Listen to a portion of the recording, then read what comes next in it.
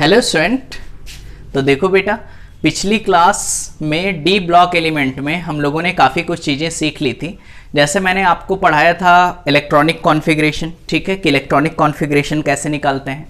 Element को याद करना सिखाया था कि कैसे उसे लर्न करोगे डी ब्लॉक एलिमेंट्स को, ठीक है। उसका इलेक्ट्रॉनिक कॉन्फ़िगरेशन देखा था आपने। हम लोगों ने ऑक्सीडेशन स्टेट निकाला था डी ब्लॉक एलिमेंट्स के, ठीक है, कि वो कैसे वेरिएबल ऑक्सीडेशन स्टेट शो करते हैं। मोस्ट कॉमन ऑक्सीडेशन स्टेट आपको याद रखने होते थे, ठीक है। कैसे एटॉमिक नंबर निकालते हैं, वो सारी चीज़ें हमने आपको सिखा दी थी, ठीक है। तो आगे हम लोग डी ब्लॉक एलिमेंट में हम लोग कंटिन्यू करते हैं। तो आगे देखो बेटा, और कौन कौन सी प्रॉपर्टीज़ हैं जो आपको याद रखनी है। तो अगला पॉइंट है अपने पास metallic bonding. D block element में आगे बात करते हैं मेटालिक बॉन्डिंग की, या फिर आप बोल सकते हो melting point and boiling point, क्योंकि इसी के बेसिस पे हम लोग इसे डिसाइड करते हैं बेटा।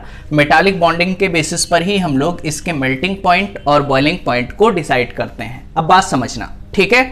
देखो भाई, जो metallic bonding of S block element, अब एस ब्लॉक एलिमेंट तो आप जानते हो बेटा, एल्कली मेटल और एल्कलाइंस अर्थ मेटल, ये सारी चीजें हम पढ़ा चुके हैं, ठीक है। जो अपने पास फर्स्ट ए ग्रुप होता है और सेकेंड ए ग्रुप की बात हो रही है, ठीक है।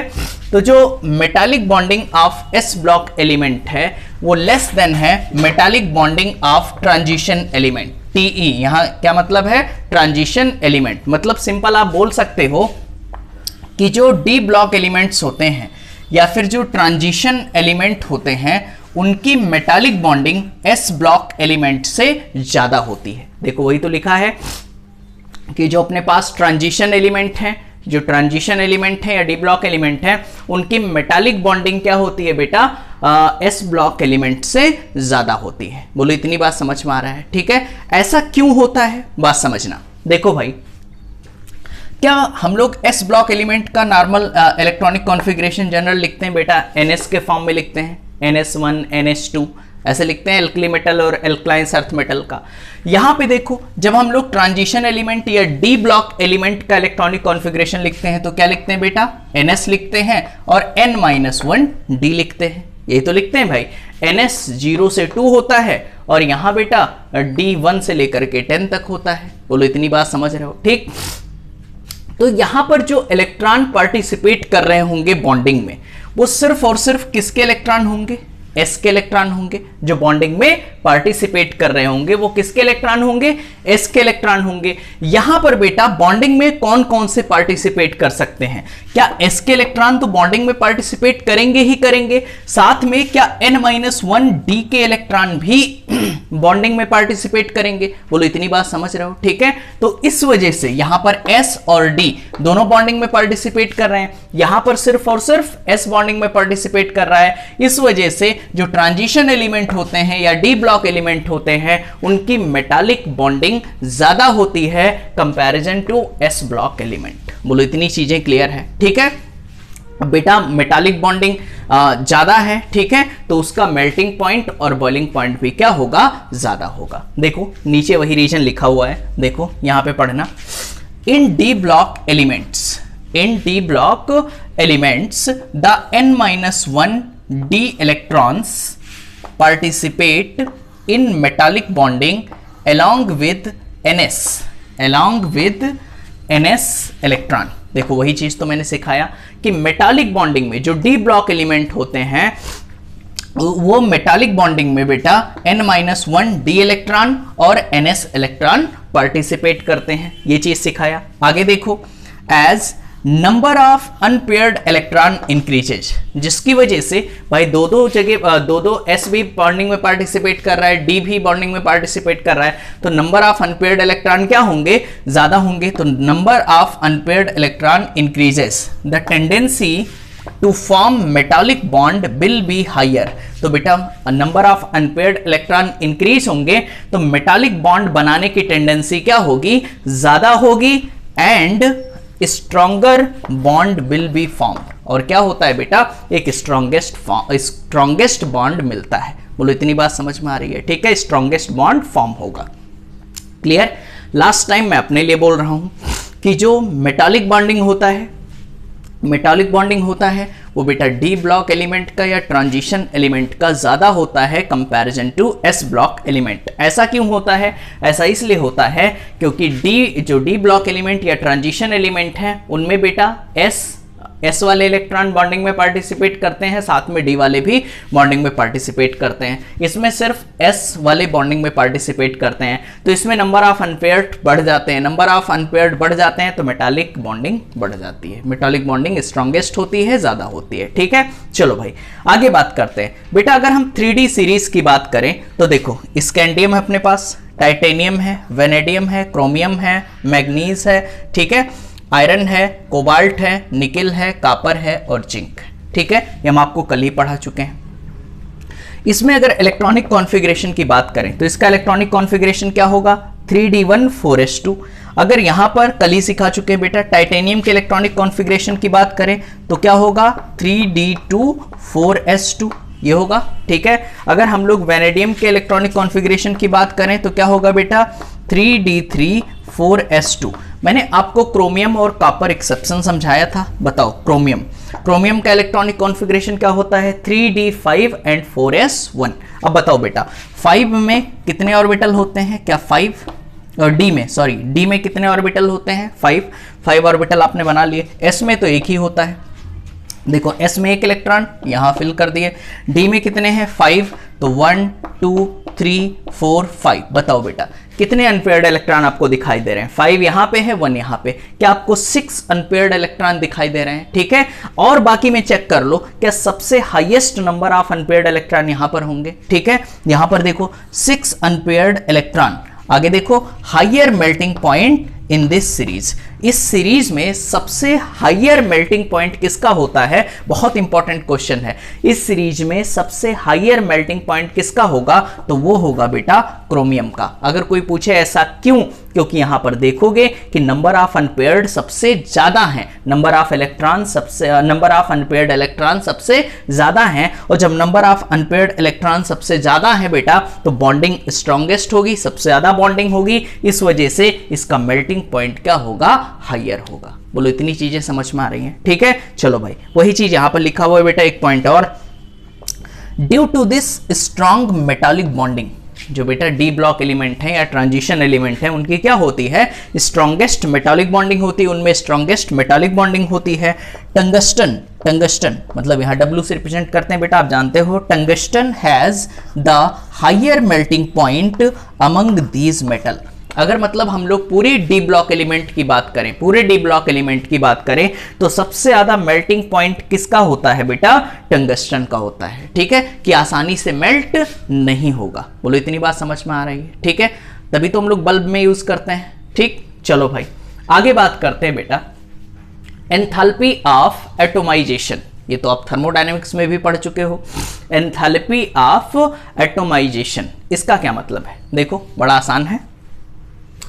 Energy required to convert 1 mole of a substance into gaseous atom। 1 mole substance को गैसियस एटम में कन्वर्ट करने के लिए जितनी एनर्जी की रिक्वायरमेंट होती है उसे आप क्या बोलते हो? Enthalpy of atomisation. ठीक है, यहां पे देखो क्या बेटा सॉलिड है, सॉलिड को किस में कन्वर्ट कर दिया आपने? गैस में। ठीक है, देखो भाई यहां पर इस सॉलिड को किस में कन्वर्ट कर दिया बेटा? गैस में। तो यहां पर जितने एनर्जी की जरूरत होगी, जितने एंथैल्पी की जरूरत होगी उसे आप क्या बोलते हो? Enthalpy of atomisation. ठीक है, अब बात समझना। क्या बेटा डी ब्लॉक एलिमेंट्स की मेटालिक बॉन्डिंग ज्यादा होती है? बताओ डी ब्लॉक एलिमेंट में मेटालिक बॉन्डिंग क्या होती है? स्ट्रॉन्गेस्ट होती है, ज्यादा होती है। ठीक है, तो वही चीज है यहां पे देखो लिखा है transition metal have high enthalpy of atomisation. जो ट्रांजिशन एलिमेंट होते हैं उनकी एंथैल्पी ऑफ एटोमाइजेशन क्या होती है बेटा? हाई होती है। ऐसा क्यों? Due to strong metallic bonding, क्योंकि इनमें कौन सी बॉन्डिंग होती है? स्ट्रॉन्ग मेटालिक बॉन्डिंग होती है। भाई बताओ स्ट्रॉन्गेस्ट मेटालिक बॉन्डिंग होगी बेटा, आसानी से उसे ब्रेक कर सकते हो? नहीं ब्रेक कर सकते, बहुत ज्यादा एनर्जी की जरूरत होती है। तो वही चीज लिखा है transition metal have high enthalpy of atomization due to strong metallic bonding. बोलो इतनी चीज क्लियर है? ठीक है, चलो भाई आगे बात करते हैं। कलर ऑफ कंपाउंड, देखो बेटा आपने कोऑर्डिनेशन कंपाउंड अगर हमसे पढ़ा है तो आप जानते हो ढंग से, ये चीज़ें हम वहाँ पे एक्सप्लेन कर चुके हैं आपको कि हम लोग कोई भी कंपाउंड जो होते हैं, कोई डी ब्लॉक एलिमेंट्स होते हैं, वो कलर्ड कंपाउंड कैसे शो करते हैं। बात समझना, कैसे कलर्ड कंपाउंड शो करते हैं। तो देखो भाई यहाँ पे लिखा हुआ है most of the D block element, most of the D block element compounds are coloured due to D transition. ठीक है, जो अपने पास डी ब्लॉक एलिमेंट होते हैं, most of the D block element वो कैसे होते हैं बेटा, कलर्ड कंपाउंड शो करते हैं। क्यों? Due to D transition, D transition की वजह से ये कलर्ड कंपाउंड शो करते हैं। अब भाई ये डी ट्रांजिशन है क्या, बात समझना बेटा, ये कलर कैसे शो करते हैं बात समझना। जैसे अपने पास हम लोग डी ब्लॉक एलिमेंट की बात करते हैं तो बेटा डी में कितने ऑर्बिटल होते हैं, 5 डी जनरेट ऑर्बिटल हम लोग लेते हैं, 5 डी जनरेट ऑर्बिटल ले लिया। डी जनरेट मतलब समझ रहे हो, मतलब सबकी एनर्जी क्या है, सेम है, सबकी एनर्जी सेम है। तो 5 आपने डी जनरेट ऑर्बिटल ले लिया। ठीक है, अब जैसे इसमें आपने लिगेंड डाला, ठीक है, या थोड़ी सी एनर्जी प्रोवाइड कराई, तो ये जो 5 ऑर्बिटल हैं, जो आपको 5 ऑर्बिटल दिखाई दे रहे हैं, ये 2 पार्ट में स्प्लिट हो जाते हैं बेटा, 2 पार्ट में बट जाते हैं। समझ पा रहे हो? ठीक, तो देखो 2 पार्ट में डिवाइड हो गए। आपने कोऑर्डिनेशन पढ़ा है तो बहुत अच्छे से समझ में आ रहा होगा। ठीक है, अदरवाइज मैं बता रहा हूं, ध्यान देना बेटा।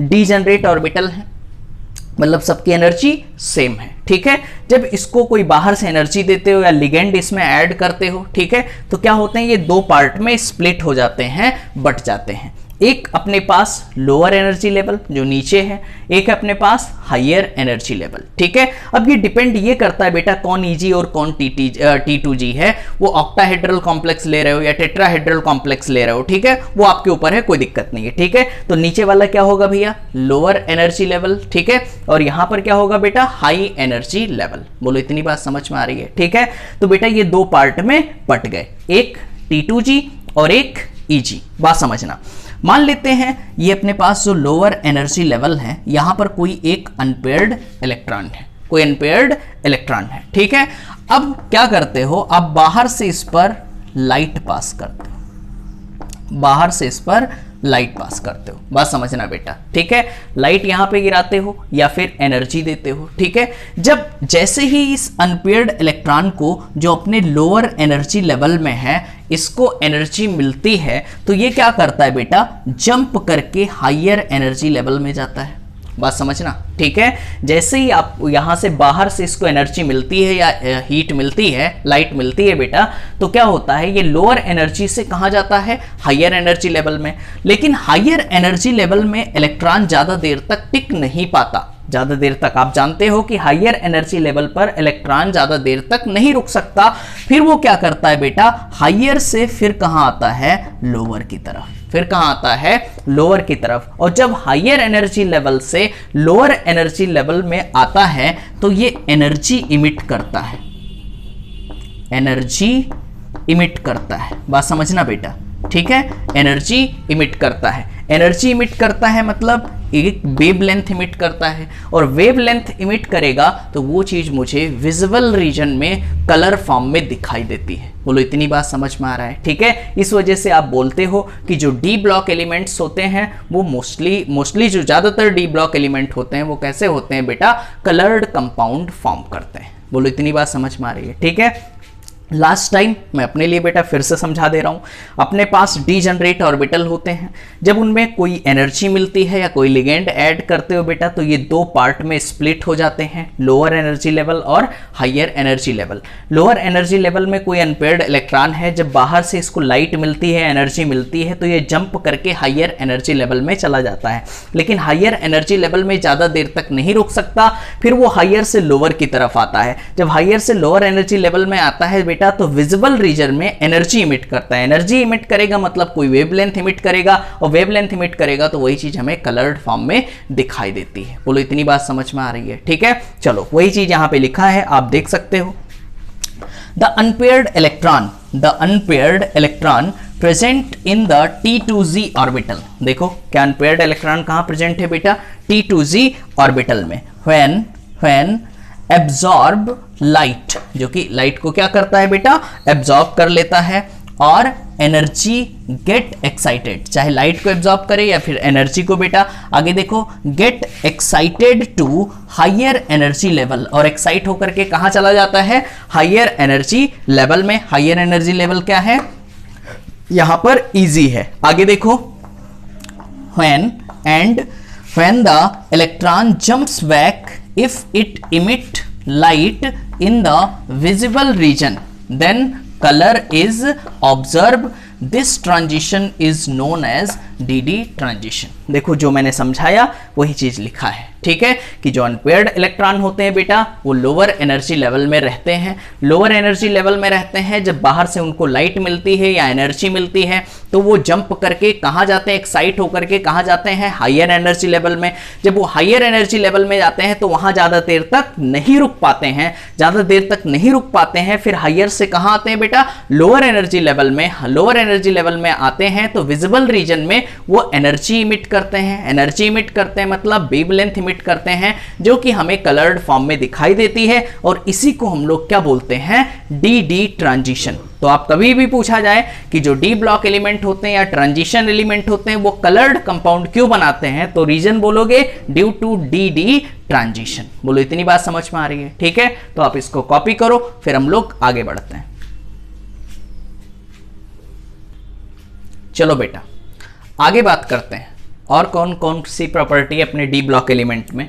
तो देखो भैया आगे ये बहुत इंपॉर्टेंट है बेटा, कॉम्प्लीमेंट्री कलर साइकिल। जैसे हमने आपको बता दिया कि कंपाउंड कलर क्यों शो करता है, ड्यू टू डी ट्रांजिशन। तो कभी कभी कलर भी पूछ सकता है बेटा कि कौन कलर शो कर रहा है, जैसे कोई कॉम्प्लेक्स है तो वो कौन सा कलर शो कर रहा है, बात समझना, ठीक है। देखो भैया जैसे अपने पास कोई एलिमेंट है, कोई भी एलिमेंट है बेटा, तो वो लाइट को एब्जॉर्ब करता है, लाइट को एब्जॉर्ब करता था, ठीक है, फिर कहाँ जाता था, हायर एनर्जी लेवल में, हायर से फिर जाता था लोअर में, तो लोअर में आता था तो बेटा एनर्जी इमिट करता था। तो यहाँ पे जो ये साइकिल बना हुआ है कॉम्प्लीमेंट्री कलर साइकिल, ठीक है, तो इसमें ध्यान देना बेटा, इसमें अपोजिट आपको ध्यान रखना है। जैसे अगर कोई एलिमेंट है वो रेड लाइट एब्जॉर्ब कर रहा है, ठीक है, रेड लाइट एब्जॉर्ब कर रहा है बेटा, तो ग्रीन क्या करेगा बेटा, इमिट करेगा। तो ग्रीन क्या करेगा, इमिट करेगा। समझ पा रहे हो, इसका अपोजिट याद रखो, अगर येलो एब्जॉर्ब कर रहा है, ठीक है, तो वायलेट क्या करेगा, इमिट करेगा।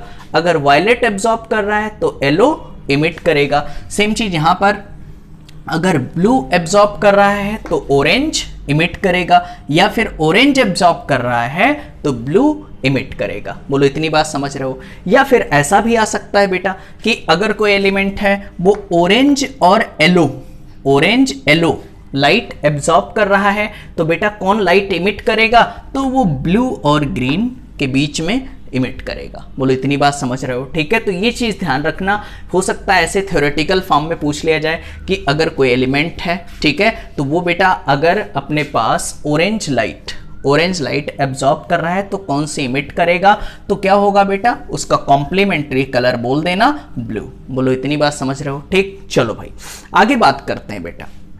अभी तक हम लोगों ने जो भी पढ़ा कि जो डी ब्लॉक एलिमेंट होते हैं वो कलर क्यों शो करते हैं, ड्यू टू डी ट्रांजिशन। भाई डी ट्रांजिशन की वजह से जो डी ब्लॉक एलिमेंट होते हैं वो कलर शो करते हैं। जैसे बेटा अपने पास MnO4 माइनस है, MnO4 माइनस Cr2O7, ठीक है, तो ध्यान देना इस पर ऑक्सीडेशन स्टेट निकालो, क्या +7 आएगा। भाई ऑक्सीजन का होता है -2, 4 2 जा -8, एक कैंसिल हो गया, +7। यहां की बात करें बेटा, क्या अपने पास +6 आएगा, तो इसका ऑक्सीडेशन स्टेट कितना है, +7, इसका ऑक्सीडेशन स्टेट कितना है, +6। बेटा ये आपको कितनी बार हम पढ़ा चुके हैं, बहुत बार हो चुका है कि MnO4 जो अपने पास, या KMnO4 बोल सकते हो, यहाँ पर K2Cr2O7 बोल सकते हो, तो जो KMnO4 होता है उसका कलर क्या होता है बेटा, पर्पल होता है, और यहाँ पे Cr2O7 या K2Cr2O7 जो है उसका कलर क्या होता है, ऑरेंज होता है। बोलो इतनी बात समझ रहे हो, ठीक है। यहां पर इसका कलर पर्पल, इसका कलर ऑरेंज, मतलब ये सब क्या है, कलर्ड कंपाउंड है। अब ध्यान देना, ये मैं नोट करके लिख रहा हूं बेटा, बहुत इंपॉर्टेंट है, ठीक है, तो ध्यान रखना, बहुत बहुत ज्यादा इंपॉर्टेंट है, ठीक। तो देखो Mn की बात करें, क्या Mn का एटॉमिक नंबर होता है 25, इलेक्ट्रॉनिक कॉन्फ़िगरेशन हम आपको सिखा चुके हैं, 3d5 4s2 होगा। क्रोमियम क्या बेटा एक्सेप्शनल 24 एटॉमिक नंबर होता है। एक्सेप्शनल कॉन्फ़िगरेशन क्या 3d5 4s1 होगा, ठीक है, ये पिछली वाली क्लास में हम आपको सिखा चुके हैं, ठीक है। अब बात समझना, इसका ऑक्सीडेशन स्टेट कितना है, 6 है, तो 6 इलेक्ट्रॉन फेंक दो, तो 6, 5 और 1 6, मतलब क्या आ गया 3d0, क्या आ गया बेटा 3d0। भाई 5 और 1 6 इलेक्ट्रॉन थे, 6 बाहर हो गए, क्या आ गया 3d0। यहां पे देखो 5 and 2 7, यहां पर ऑक्सीडेशन स्टेट कितना है +7 बेटा, तो यहां पर भी क्या आ जाएगा 7 इलेक्ट्रॉन फेंक दो, भाई +7 है तो 7 इलेक्ट्रॉन फेंक दिया तो 3d0। अब बात समझना बेटा, यहां भी 3d0, यहां भी 3d0, बात समझना, ठीक है। तो यहां पर कोई dd ट्रांजिशन नहीं होगा, नॉट dd ट्रांजिशन, ठीक है, नॉट dd ट्रांजिशन। अब बात समझना, अभी तो आपने पढ़ा, ठीक है, कि भाई dd ट्रांजिशन की वजह से कंपाउंड कलर शो करते हैं। भाई यहां dd ट्रांजिशन नहीं हो रहा है, फिर भी MnO4- और Cr2O7- कलर शो करते हैं, क्यों, ठीक है, बात समझो बेटा, बहुत इंपॉर्टेंट है। और यहां आप अक्सर गलती करते हो कि जब भी आपके दिमाग में हमेशा ये फिक्स होता है, ये फीड होता है कि कोई कंपाउंड कलर्ड कोई भी डी ब्लॉक एलिमेंट है वो कलर्ड कंपाउंड क्यों शो करता है, तो तुरंत आप देखोगे पहला ऑप्शन होगा dd ट्रांजिशन और वही टिक करके चले आओगे। तो हमेशा ध्यान रखना किस केस में, MnO4- में और Cr2O7 के ऊपर 2- में, ठीक है, ये इसमें dd ट्रांजिशन नहीं होते हैं फिर भी ये कलर शो करते हैं। ऐसा क्यों, क्योंकि बेटा इसका रीजन है चार्ज ट्रांसफर। चार्ज ट्रांसफर की वजह से ये dd ट्रांजिशन चार्ज ट्रांसफर की वजह से ये बेटा ये कलर कंपाउंड शो करते हैं। जैसे आओ सीखते हैं, जैसे MnO4- पहले सीख लेते हैं फिर ये थ्योरी हम आपको समझा देंगे। MnO4- है, यहां पर Cr2O7 है, बेटा क्या यहां +7 आएगा, यहां कितना आएगा +6 आएगा, ठीक है। बताओ जब वाटर के साथ अगर रिएक्शन करवाएं, वाटर के साथ रिएक्शन करवाएं इसकी, तो वाटर के ऑक्सीजन के पास लोन पेयर ऑफ इलेक्ट्रॉन है, तो यहां प्लस चार्ज की वजह से अपना लोन पेयर ऑफ इलेक्ट्रॉन इसको डोनेट कर सकता है। प्लस चार्ज मतलब इलेक्ट्रॉन की कमी है, लोन पेयर डोनेट करेगा। अब बेटा यहां पर भी सेम चीज, प्लस चार्ज है, लोन पेयर ऑफ इलेक्ट्रॉन इसको डोनेट कर सकता है। अब बताओ जो इलेक्ट्रॉन देगा फिर उस पर कौन सा चार्ज आ जाएगा, पॉजिटिव चार्ज आएगा, और इसका पॉजिटिव चार्ज धीरे धीरे कम होगा, समझ पा रहे हो। तो बेटा क्या इसका पॉजिटिव चार्ज इस पर ट्रांसफर हो रहा है, समझ पा रहे हो, भाई इलेक्ट्रॉन दे रहा है तो ये पॉजिटिव चार्ज इस पर ट्रांसफर हो रहा है। तो इस चार्ज ट्रांसफर की वजह से जो MnO4 होता है और Cr2O7 होता है बेटा ये दोनों कलर शो करते हैं, ठीक है। तो हमेशा बिल्कुल दिमाग में बिठा लो कि जो डी ब्लॉक एलिमेंट्स होते हैं, जो डी ब्लॉक एलिमेंट्स होते हैं बेटा, जब वो कंपाउंड बनाते हैं तो वो शो करते हैं colour due to dd transition. लेकिन जो अपने पास MnO4- है या KMnO4 बोल दो, या Cr2O7 के ऊपर 2- या K2Cr2O7 है, इनके पास कोई dd ट्रांजिशन नहीं होता, ये dd ट्रांजिशन शो नहीं करते, फिर भी इनके ये कलर शो करते हैं बेटा। ऐसा क्यों, ड्यू टू चार्ज ट्रांसफर, क्योंकि इसमें क्या होता है चार्ज ट्रांसफर। यहां देखो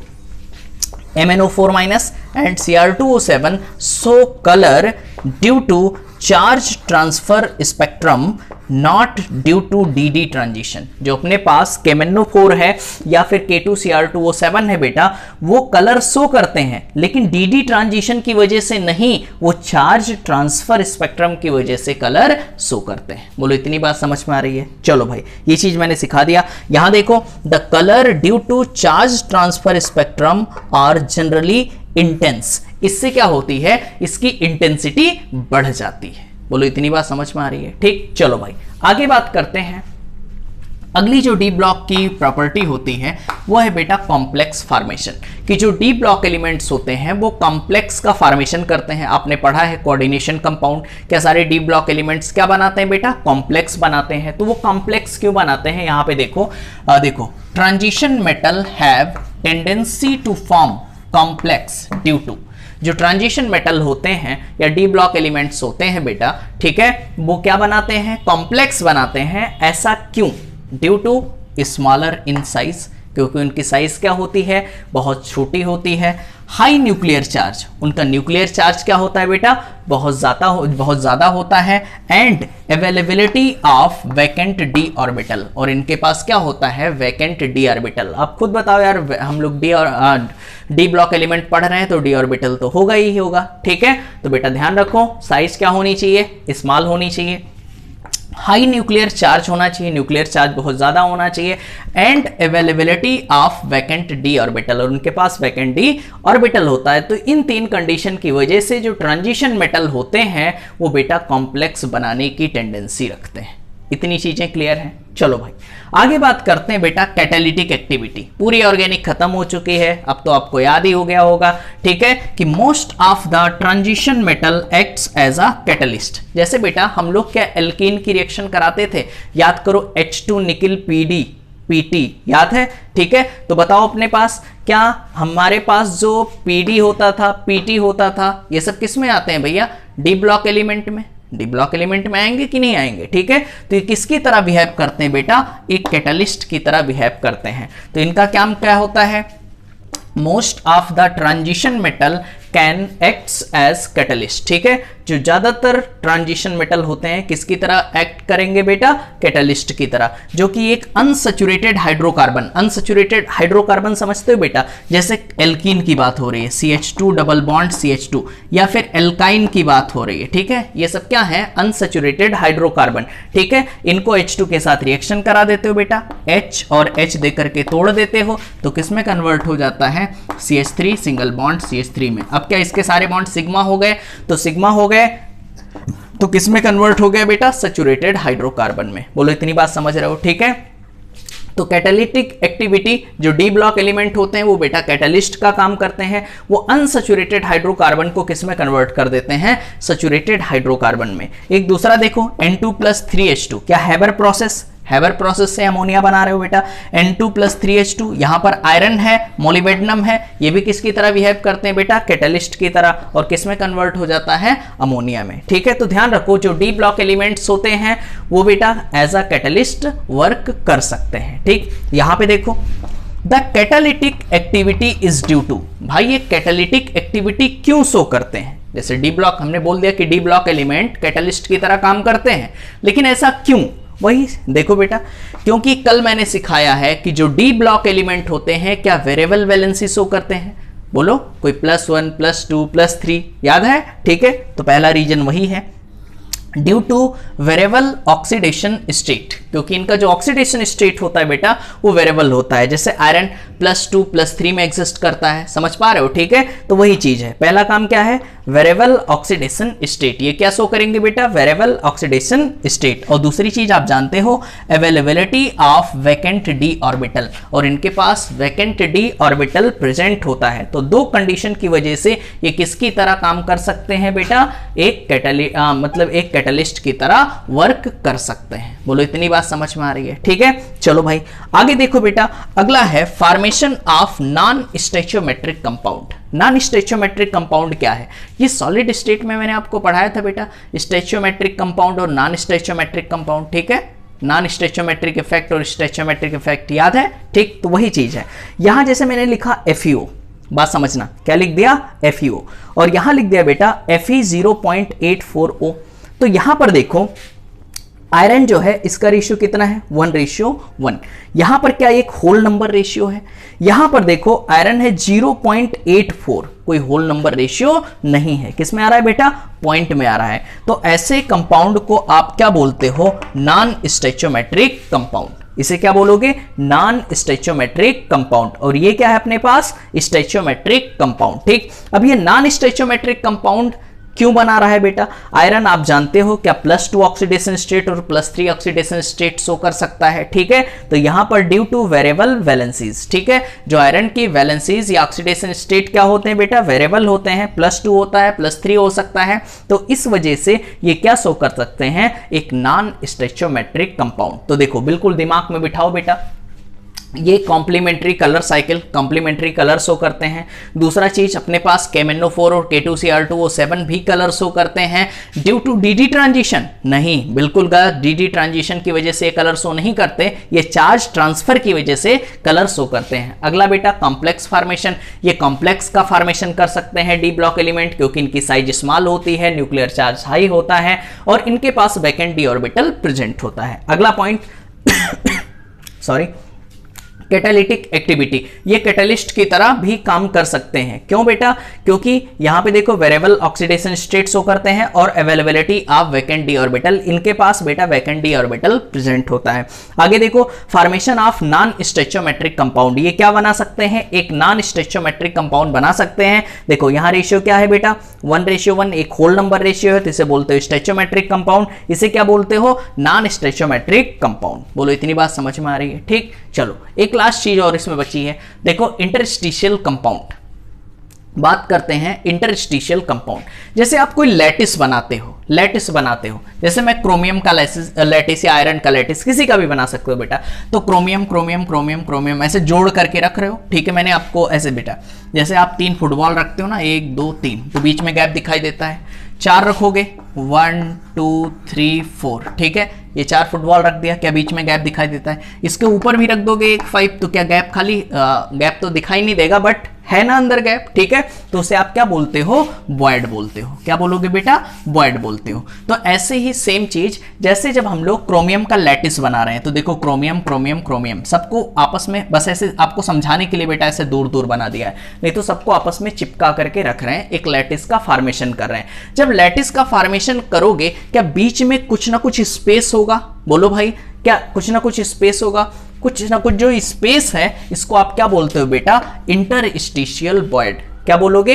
इंटरस्टिशियल वॉइड, ठीक है। इतनी बात समझ रहे हो? वॉइड मतलब जो अंदर गैप है, ठीक है। आगे बात समझना, तो ये जो वॉइड है, इसमें जो अपने पास जो स्मॉलर एटम होते हैं, इस जो गैप है इसमें जो स्मॉलर एटम होते हैं वो आकर के बेटा बैठ जाते हैं। तो वही चीज, जैसे आपने ये क्रोमियम का लैटिस बना लिया, तो बीच में क्या छूटे हुए हैं बेटा? गैप छूटे हुए हैं। तो गैप छूटे हुए हैं, तो ये क्या बना लेंगे? वॉइड। भाई गैप को क्या बोलते हो आप? वॉइड बोलोगे, ठीक है। तो जैसे क्रोमियम है और इसमें क्रोमियम का आपने लैटिस बनाया, तो इसके इस जो वॉइड है, जो खाली स्पेस है, इसमें जाकर के कोई स्मॉलर एलिमेंट जैसे हाइड्रोजन, कार्बन, नाइट्रोजन, बोरान, ये जाकर के वहां बैठ जाते हैं। तो देखो बेटा, क्रोमियम कार्बन के साथ यहां जाकर के जुड़ जाएगा, इस गैप में बैठ जाएगा, तो क्या बनाएगा? Cr4C3।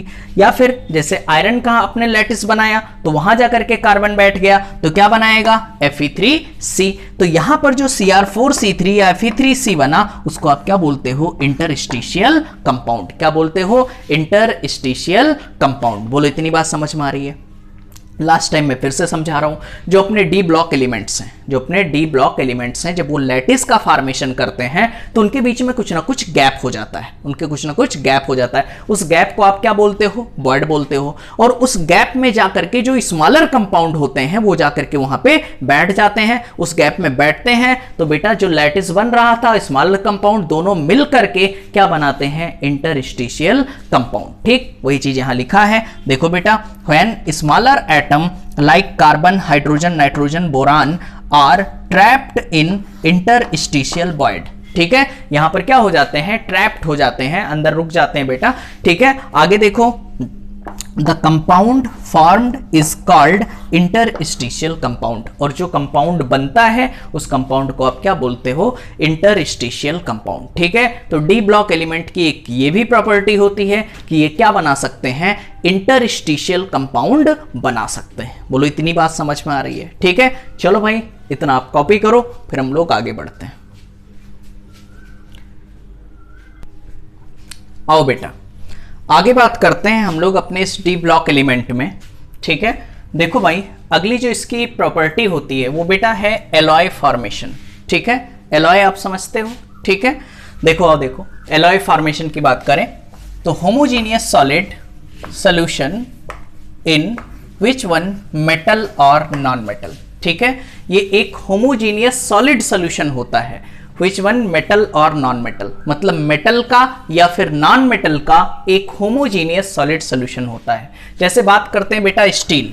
ठीक है, तो स्टील का जो एलॉय होगा, एलॉय किसका बना होगा? आयरन का और कार्बन का। तो यहां मेटल भी है और यहां पे साथ में नॉन मेटल भी है। समझ पा रहे हो बेटा? तो एलॉय ऑफ, यहां पे देखो स्टील के एलॉय की बात करेंगे तो उसमें क्या क्या कंपोजिशन होगा? आयरन होगा और कार्बन होगा। बेटा ब्रास की बात करें, ब्रास, तो इसमें क्या होगा बेटा? कॉपर होगा और जिंक होगा। ये सारी चीजें एनसीईआरटी में दी हुई है बेटा, इसलिए आपको इसे पढ़ना पड़ेगा। अगला ब्रोंज की बात करें, इसमें कॉपर होगा और टिन होगा। तो ये कंपोजिशन याद रखना बेटा, ठीक है। स्टील में क्या होता है भैया, आयरन होता है, कार्बन होता है। ब्रास में क्या होगा बेटा, कॉपर होगा और जिंक होगा। ब्रॉन्ज में क्या होगा, कॉपर एंड एसेंट, ठीक है। तो चलो भाई, ये थी इसकी जनरल प्रॉपर्टी। अब आगे बात करते हैं बेटा इसके कुछ कंपाउंड्स की, ठीक है। तो हमें पूरे डी ब्लॉक एलिमेंट्स में 2 कंपाउंड पढ़ने हैं जो हमारे एनसीईआरटी में गिवन है। एक पढ़ना है K2Cr2O7 और दूसरा पढ़ना है बेटा KMnO4, ठीक है। चलो भाई, तो स्टार्ट करते हैं। First, potassium dichromate. क्या बोलते हो, पोटेशियम डाइक्रोमेट। फार्मूला क्या होता है बेटा, K2Cr2O7। K2Cr2O7 बोलते हैं इसे पोटेशियम डाइक्रोमेट। तो भाई पहले इसके मेथड ऑफ प्रिपरेशन की बात कर लें कि जो हमारे पास पोटेशियम डाइक्रोमेट होता है वो कैसे बनेगा। बात समझना बेटा, पोटेशियम डाइक्रोमेट कैसे बनेगा, ठीक है। तो आओ देखो भैया, पोटेशियम डाइक्रोमेट बनाने के लिए हमें क्या चाहिए, फ्रॉम क्रोमाइट ओर। क्या चाहिए बेटा, क्रोमाइट ओर। तो जैसे मैंने ले लिया एक क्रोमाइट ओर FeCr2O4, क्रोमाइट ओर लिया बेटा। इसको बेटा फ्यूजन मिक्सचर के साथ रिएक्ट करा दिया, ठीक है। फ्यूजन मिक्सचर के साथ रिएक्ट करा दिया तो फ्यूजन मिक्सचर क्या होता है, Na2CO3 प्लस O2। क्या होता है, Na2CO3 प्लस O2। ये सारी चीजें इस ब्लॉक में आप पढ़ चुके हो। तो बेटा जब हम लोग लेते हैं क्रोमाइट और उसकी रिएक्शन कराते हैं फ्यूजन मिक्सचर के साथ, ठीक है, तो क्या बनता है, सोडियम क्रोमेट। क्या बनेगा, sodium chromate, Na2CrO4 sodium chromate. और कलर कैसा होता है, येलो कलर होता है। सोडियम क्रोमेट बनता है जिसका कलर क्या होता है, येलो कलर होता है। अब इसकी रिएक्शन, जब सोडियम क्रोमेट की रिएक्शन हम किससे कराते हैं, H2SO4 से, सल्फ्यूरिक एसिड से कराते हैं, तो बनता है बेटा अपने पास सोडियम डाइक्रोमेट। जैसे देखो K2Cr2O7 को आप क्या बोलते हो, पोटेशियम डाइक्रोमेट। तो यहां पर बेटा जब हमारे पास सोडियम है तो क्या बनेगा, Na2Cr2O7, तो इसे क्या बोलोगे, सोडियम डाइक्रोमेट। और कलर क्या होता है इसका, ऑरेंज होता है। देखो, लेकिन हमें बनाना क्या है भैया, पोटेशियम डाइक्रोमेट, और भी क्या बना है, सोडियम डाइक्रोमेट। अब इसकी रिएक्शन बेटा हम लोग करा देते हैं KCl से। किससे करा देते हैं, KCl से। अब जब इसकी रिएक्शन KCl से कराते हैं तो यहां से Na हट जाएगा और क्या लग जाएगा, K लग जाएगा। बात समझ रहे हो, तो K लगेगा तो क्या बनेगा बेटा, K2Cr2O7। क्या बनेगा, K2Cr2O7। अब जब K2Cr2O7 बना, बताओ क्या अपने पास पोटेशियम डाइक्रोमेट बन गया, ठीक है। लेकिन अगर मुझे पोटेशियम डाइक्रोमेट का क्रिस्टल फॉर्म चाहिए बेटा तो इसको कूल कर लेते हैं और मुझे ऑरेंज क्रिस्टल मिल जाता है पोटेशियम डाइक्रोमेट का, K2Cr2O7 का। तो बिल्कुल दिमाग में बिठाओ, लास्ट टाइम मैं फिर से रिपीट कर रहा हूं। सबसे पहले क्रोमाइट ओर को हम लोग फ्यूजन मिक्सचर के साथ ट्रीट करते हैं तो क्या बनता है बेटा सोडियम क्रोमेट। सोडियम क्रोमेट की रिएक्शन H2SO4 से कराते हैं तो बनता है सोडियम डाइक्रोमेट। फिर डाइक्रोमेट का कलर क्या होता है, ऑरेंज। जिसकी रिएक्शन KCl से कराते हैं तो K2Cr2O7 होता है। फिर कूल करके बेटा ऑरेंज क्रिस्टल मुझे मिल जाता है K2Cr2O7 का, ठीक है। चलो भाई स्ट्रक्चर की बात कर लें। क्रोमेटाइन जैसे अपने पास है CrO4 के ऊपर 2- जिसको आप क्या बोलते हो, क्रोमेटाइन। दूसरा क्या होता है अपने पास, डाइक्रोमेटाइन जिसको आप बोलते हो Cr2O7। देखो ध्यान देना, क्रोमियम लिख लिया बेटा 2- तो 2 ऑक्सीजन के ऊपर देखो माइनस लगा दिया और बचे 2 ऑक्सीजन डबल से जोड़ दिया, ये स्ट्रक्चर बना लिया, ठीक है। यहां देखो 2 क्रोमियम है, एक क्रोमियम, ये बता चुके हैं पिछली क्लास में, इसलिए मैंने पहले बना रखा है बेटा ऑक्सीजन। फिर देखो डबल बॉन्ड 2- था तो एक ऑक्सीजन पे सिंगल बॉन्ड से जोड़ के माइनस लगा दिया, दूसरे ऑक्सीजन पे सिंगल बॉन्ड से जोड़ करके माइनस लगा दिया। देखो इंपॉर्टेंट पॉइंट ये है जो आपको याद रखनी इसमें, ठीक है। स्ट्रक्चर तो आप बना ही लोगे। देखो भाई कहा गया है, आपने 12th में बेटा टाइट्रेशन करा है, टाइट्रेशन, ठीक है। अच्छा कोई बात नहीं, करा है या नहीं करा है, आओ देखो मैं यहाँ पे सिखा रहा हूँ बेटा, ठीक है। K2Cr2O7 is used as a standard solution in titration. बात समझना, जो K2Cr2O7 होता है वो स्टैंडर्ड सोल्यूशन की तरह यूज करते हैं जब हम लोग टाइट्रेशन करते हैं, while Na2Cr2O7 can not be used, जबकि Na2Cr2O7 यूज नहीं करते हैं। बात समझना, टाइट्रेशन में बेटा स्टैंडर्ड सोल्यूशन की तरह हम किसे यूज करते हैं, K2Cr2O7 को, और Na2Cr2O7 का यूज नहीं करते हैं टाइट्रेशन में। ऐसा क्यों, ऐसा इसलिए बेटा कि जो Na2Cr2O7 होता है वो हाइग्रोस्कोपिक नेचर का होता है। कैसा होता है, हाइग्रोस्कोपिक नेचर का होता है। वो वाटर को क्या करता है, एब्जॉर्ब कर लेता है। बोलो इतनी बात समझ में आ रही है। तो जैसे आपने जितना सोल्यूशन लिया, ठीक है, उसमें Na2Cr2O7 का सोल्यूशन ले लिया तो वाटर को एब्जॉर्ब कर लेगा, तो उसका अमाउंट क्या हो जाएगा, थोड़ा कम हो जाएगा। तो इस वजह से हम लोग K2Cr2O7 को यूज करते हैं as a standard solution in titration, while Na2Cr2O7 cannot be used। आगे देखो बेटा, because Na2Cr2O7 is hygroscopic in nature, क्योंकि जो Na2Cr2O7 होता है वो कैसे नेचर का होता है, हाइग्रोस्कोपिक नेचर का होता है। आगे देखो बेटा, absorb water from aqueous solution, जो एक्वस सोल्यूशन है वहां से क्या करेगा, वाटर को एब्जॉर्ब कर लेता है। बोलो इतनी बात समझ में आ रही है, ठीक है। तो दिमाग में बिठा लो कि स्टैंडर्ड सोल्यूशन टाइट्रेशन में क्या यूज होता है, तो आप बोलोगे K2Cr2O7 का। Na2Cr2O7 का क्या यूज कर सकते हैं, नहीं कर सकते। क्यों, क्योंकि इसका नेचर कैसा होता है, हाइग्रोस्कोपिक नेचर का होता है, ये वाटर को एब्जॉर्ब कर लेता है। बोलो इतनी बात समझ में आ रही है, ठीक। चलो भाई, इसकी केमिकल प्रॉपर्टीज की बात करते हैं।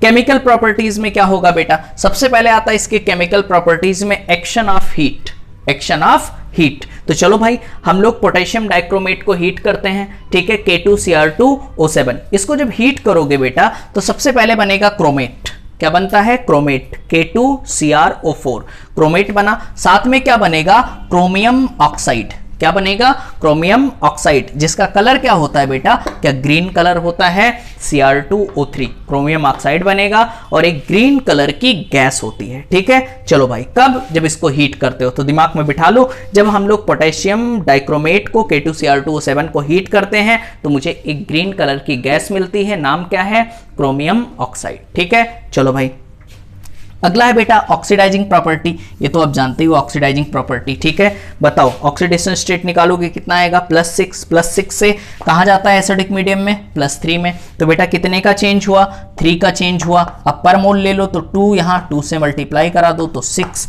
यहाँ पे n फैक्टर कितना आ जाएगा, 6। कुछ याद आया, तो यहाँ पर याद है K2Cr2O7, भाई वही तो है, Cr2O7 के ऊपर 2- बेटा एसिडिक मीडियम में इसका n फैक्टर कितना होगा, 6 होगा, ठीक है। चलो भाई आगे बात करते हैं। एक और है, ये भी इंपॉर्टेंट है बेटा, क्रोमाइल क्लोराइड टेस्ट, ठीक। तो यही क्वेश्चन पूछा जा सकता है कि क्रोमाइल क्लोराइड टेस्ट हम लोग कब यूज करते हैं, किस लिए यूज करते हैं, ठीक है। तो हमेशा ध्यान रखो, जो क्रोमाइल क्लोराइड टेस्ट होता है वो Cl- कि भाई सोल्यूशन में Cl- है या नहीं है। तो यहां देखो, for the identification of Cl- ion, मतलब Cl- आयन के आइडेंटिफिकेशन में हम लोग क्या यूज करते हैं, क्रोमाइल क्लोराइड टेस्ट। जैसे कोई सोल्यूशन है उसमें Cl- आयन प्रेजेंट है या नहीं है, अगर ये मुझे पता करना है तो हम लोग कौन सा टेस्ट यूज करेंगे, क्रोमाइल क्लोराइड टेस्ट यूज करेंगे। यहां पे ध्यान देना, जैसे Cl- एक्वस ले लिया, इसकी रिएक्शन H2SO4 + Cr2O7 से करवा दी तो क्या बनेगा बेटा, CrO2Cl2, जिसको आप क्या बोलते हो, क्रोमाइल क्लोराइड, ठीक है। क्रोमाइल क्लोराइड जो कि एक brown red vapour, brown colour की गैस होती है। अब बात समझना, ब्राउन कलर की तो और भी गैसेस हो सकती हैं, तो हम कैसे पता करेंगे कि ये भैया क्रोमाइल क्लोराइड ही है, ठीक है। फिर क्या करते हैं, इस क्रोमाइल क्लोराइड को उठाते हैं, जो ये ब्राउन कलर की गैस निकलती है, इसको NaOH के साथ ट्रीट करते हैं। अगर मुझे एक LO सोल्यूशन मिल जाता है तो फिर हम कंफर्म हो जाते हैं कि ये क्रोमाइल क्लोराइड गैस है, ठीक है। बोलो इतनी बात समझ में आ रही है, ठीक। लास्ट टाइम फिर से समझो, क्रोमाइल क्लोराइड टेस्ट किसके आइडेंटिफिकेशन में यूज होता है बेटा, Cl- के आइडेंटिफिकेशन में हम लोग क्रोमाइल क्लोराइड टेस्ट यूज करते हैं क्या बेटा, Cl- एक्वस की रिएक्शन H2SO4 और Cr2O7 के साथ करवा देते हैं, क्या बनता है, क्रोमाइल क्लोराइड, CrO2Cl2, जो कि कलर कैसा होता है, एक ब्राउन रेड वेपर के फॉर्म में, ब्राउन रेड गैस के फॉर्म में आपको दिखाई देती है। तो भाई कैसे पता करेंगे, ब्राउन तो बहुत सारी गैसेस हो सकती हैं, तो ब्राउन गैसेस कैसे कंफर्म करेंगे कि ये क्रोमाइल क्लोराइड ही है, तो उसको उठाओ बेटा, उस ब्राउन रेड वेपर को उठाओ और NaOH के साथ ट्रीट कर दो,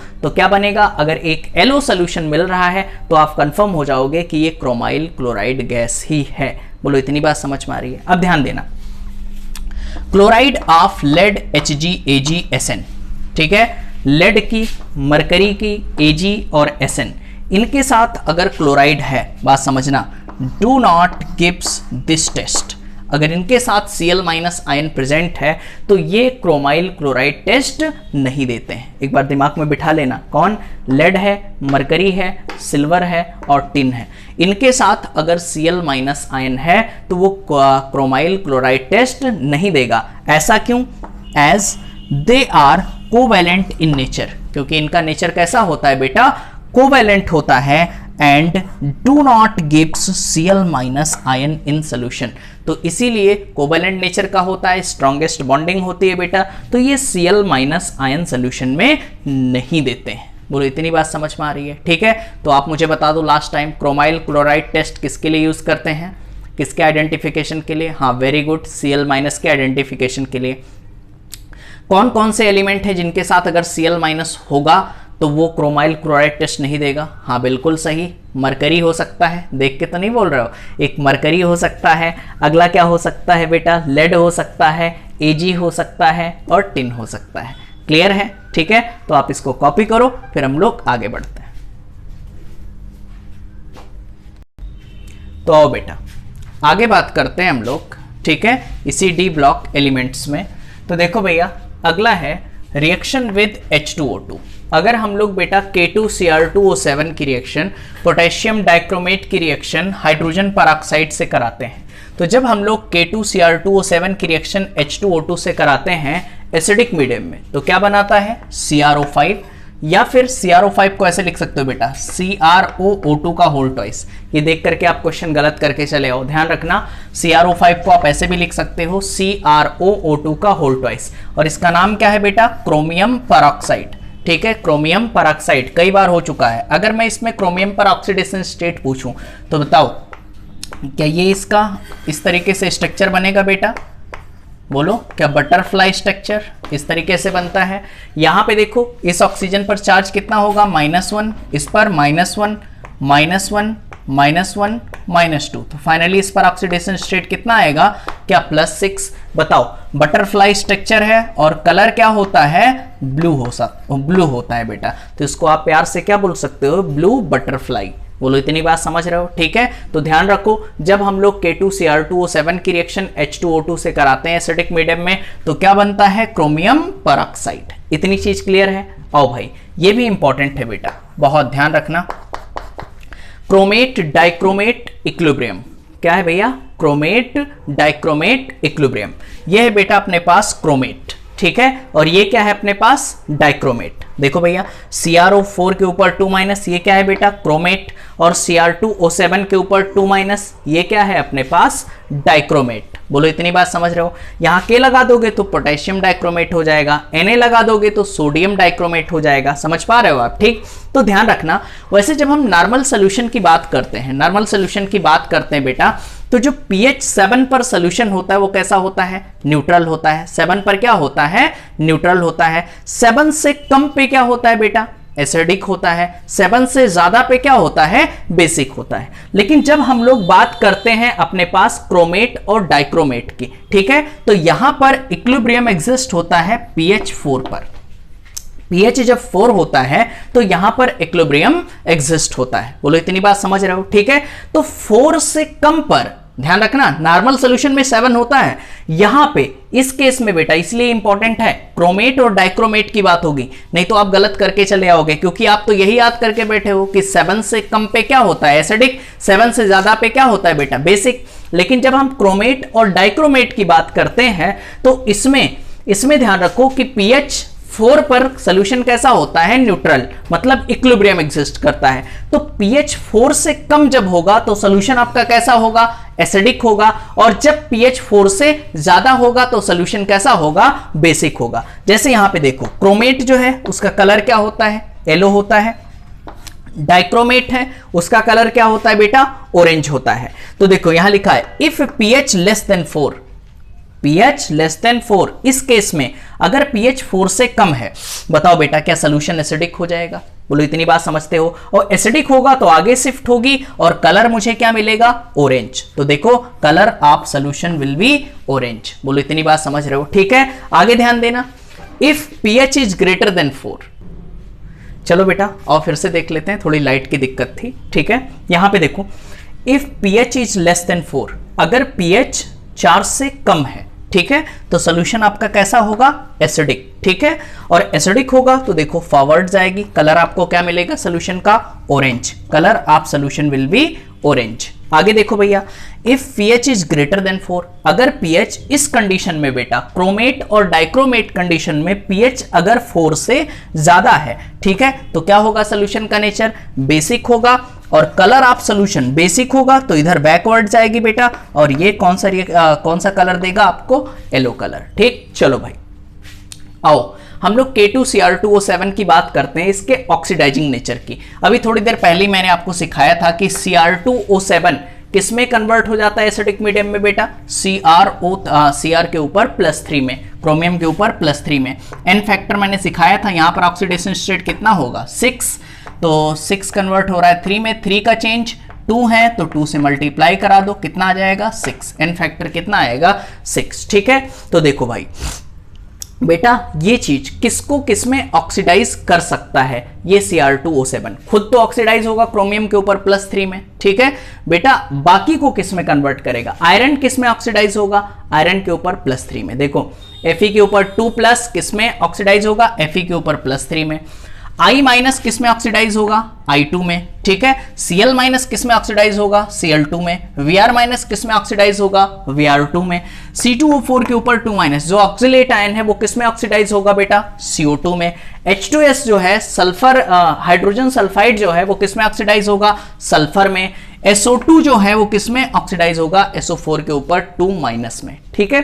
तो बेटा ये अगर आपने याद कर लिया तो रिएक्शन आपको याद करने की जरूरत नहीं है, आप खुद लिख सकते हो। देखो मैं आपको करके बता रहा हूं, ठीक है, क्योंकि देखो रिएक्शन आप रट नहीं सकते और ये रिएक्शन अपने बहुत काम में आने वाली है। तो देखो भाई आपको ये अगर पता है कि Fe के ऊपर 2+, Fe के ऊपर 3+ में कन्वर्ट होता है बेटा, तो देखो कैसे, जब हम लोग Fe के ऊपर 2+, पहले एक मैं बता दे रहा हूं, ठीक है, Fe के ऊपर 2+ की रिएक्शन किससे करवाते हैं बेटा, आप बताओ, Cr2O7 के ऊपर 2-, मीडियम क्या होना चाहिए, एसिडिक। देखो कितने आसानी से आप कर सकते हो एक लाइन में, बड़ा सिंपल है, ठीक। अब बताओ Fe के ऊपर 2+ किस में कन्वर्ट होता है, Fe के ऊपर 3+ में कन्वर्ट हो गया बेटा, ठीक है। आगे देखो C2O4 के ऊपर Cr2O7 के ऊपर 2- किस में कन्वर्ट हो जाएगा बेटा, क्रोमियम के ऊपर +3 में, यही तो सिखाया मैंने, ठीक है। बस सारे रिएक्शन आप कर सकते हो, रिएक्शन बैलेंसिंग मैंने बहुत अच्छे से सिखाया है। देखो Fe के ऊपर 2+ किस में जा रहा है, Fe के ऊपर +3 में, क्या 1 का चेंज बेटा, ठीक। यहां पे देखो क्रोमियम ऑक्सीडेशन स्टेट कितना आएगा, +6 आएगा, +6 से जा रहा है बेटा +3 में, बात समझना। तो कितने का चेंज, ठीक है। यहां देखो बेटा Cr2O7 के ऊपर 2- +6 किस में कन्वर्ट हो रहा है भैया, +3 में। यहां देखो बेटा +6 किस में कन्वर्ट हो रहा है, +3 में।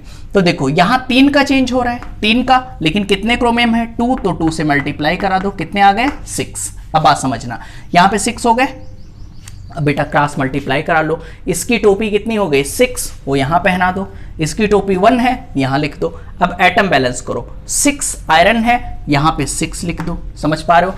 क्रोमियम कितने हैं बेटा, यहां पर 2 क्रोमियम है तो यहां पर 2 लिख दो, समझ पा रहे हो। अब आप ऑक्सीजन को बैलेंस करो, 7 ऑक्सीजन है तो आगे क्या लिखते थे, याद है, 7H2O, वेरी गुड। यहां देखो 7 2 14, यहां पे लगा दो बेटा 14H+, देखो रिएक्शन बैलेंस है। बस आपको, क्योंकि आप यही बस याद रखो, पूरा रिएक्शन आप रट नहीं सकते, इसको तो आपको बैलेंस करना ही पड़ेगा। आओ एक और मैं सिखा रहा हूं आपको, ठीक है।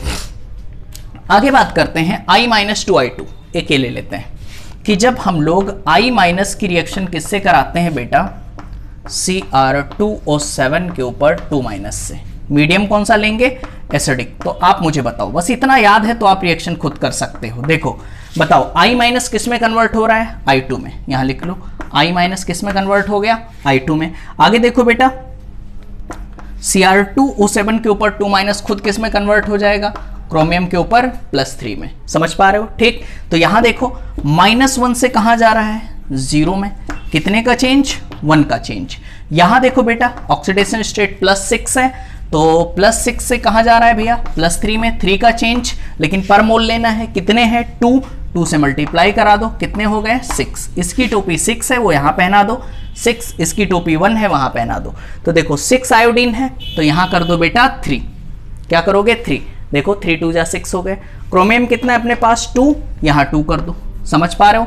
आगे देखो क्या 7 ऑक्सीजन है, तो 7 ऑक्सीजन है तो क्या करोगे बेटा 7H2O कर दिया, 7H2O कर दिया। भाई जितने ऑक्सीजन है उतने वाटर जोड़ देते हो, ठीक है बेटा। अगर ये चीज़ ज़्यादा डिटेल में पढ़नी है तो आप मेरे नोट्स देखो रेडॉक्स वाले, ठीक है, वहाँ मैंने बहुत डिटेल में सारी चीज़ें सिखाई हैं।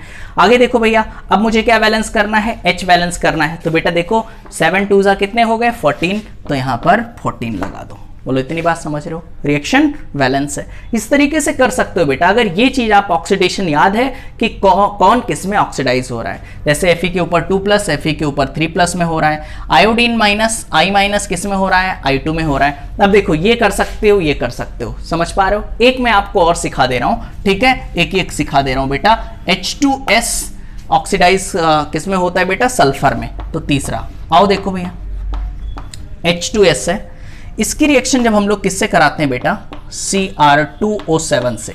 मीडियम क्या लेते हैं, हाँ वेरी गुड, एसिडिक मीडियम लेते हैं।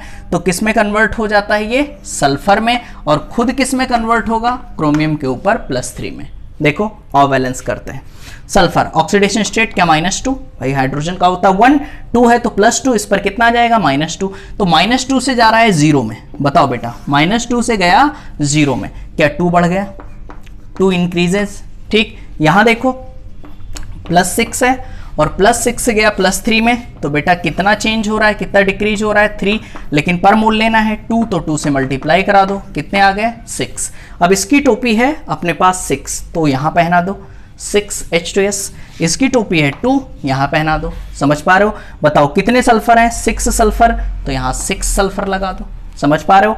आगे देखो भैया, देखो क्रोमियम कितने हैं, 2 2 जा 4, तो यहां 4 लगा दो बेटा, 4 क्रोमियम लगा दिया, ठीक है। अब क्या बैलेंस करना है मुझे, ऑक्सीजन बैलेंस करना है बेटा। देखो 7 2 जा कितने हैं 14 ऑक्सीजन, तो यहां पर क्या लिखोगे 14H2O, ठीक है। अब देखो 14 2 जा 28H+। अगर आपने यहाँ 28H+ लिख दिया तो क्वेश्चन आपका गलत हो जाएगा, क्योंकि देखो अपने पास क्या 12H+ तो पहले से ही है। देखो 6 2 जा कितने हैं बेटा, 12H+ पहले से ही है, और आने कितने चाहिए 14 2 जा 28, ठीक है। मतलब क्या यहाँ मैं 16H+ लिख दूं, ठीक है। यहाँ 12 तो है ही और 16H+ और लिख लिया बेटा, तो देख लो क्या 28 हो गए, रिएक्शन आपकी बैलेंस हो गई, ठीक है। तो इस तरीके से आप ऑक्सीडेशन करा सकते हो, सिंपल। आप बेटा अगर ये चीज आपने याद कर लिया तो रिएक्शन आप खुद से करवा सकते हो, ठीक है। बोलो इतनी बात समझ में आ रही है कि कौन किस में कन्वर्ट हो रहा है। ये चीज अगर आपको याद है तो आप रिएक्शन आराम से बैलेंस कर सकते हो, ठीक है। तो बस आज यहीं तक रखते हैं, ठीक है। अगली क्लास में बेटा अपना D ब्लॉक खत्म हो जाएगा, आई होप हम लोग F ब्लॉक भी खत्म कर लेंगे, ठीक है। फिर मिलते हैं अगले लेक्चर में। Thank you so much.